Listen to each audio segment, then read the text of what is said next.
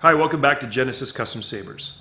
You know, it's been years now since Disney announced that they were buying Lucasfilm and that there was going to be new Star Wars stories.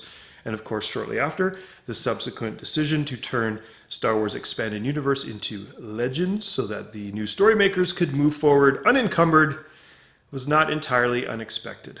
And many of you have asked me what I thought. From Kyber crystals to Korriban to Corran Horn, here's what I think. I've had a few years now to digest this whole thing and to see the new stories of Force Awakens, Rogue One. I've yet to catch up on Rebels.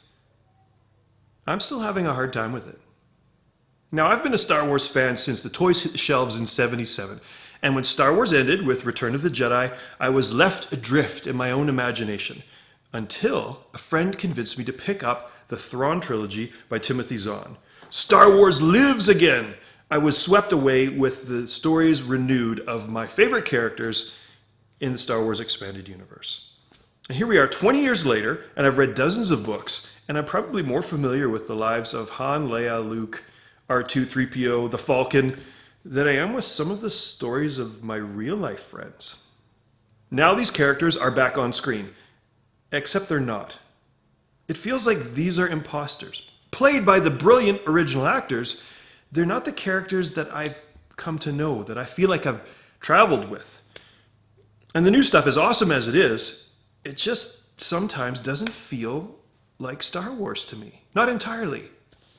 I think this is part of the reason why I liked Rogue One better than The Force Awakens. It fits with my familiar mythology, whereas TFA doesn't. Now, The Force Awakens actually feels a little bit like The Legend. I'm at a loss as to how I might correct this, or even if I want to. Currently, I'm reading the New Jedi Order series again, and while some books are better than others, it just feels more like Star Wars to me. Now, the whole thing about Star Wars is it's not real, but we desperately want it to be real. That's why we cling to whatever most resonates with us, whatever most helps me feel like Star Wars is real. For some, it's the images. For others, it's the characters. And for people like me, it's the details, or maybe all of the above. But the point is, Star Wars has expanded well beyond a single storyline. There is no one Star Wars canon anymore. It's now become deeply personal to each of us. There is simply my Star Wars.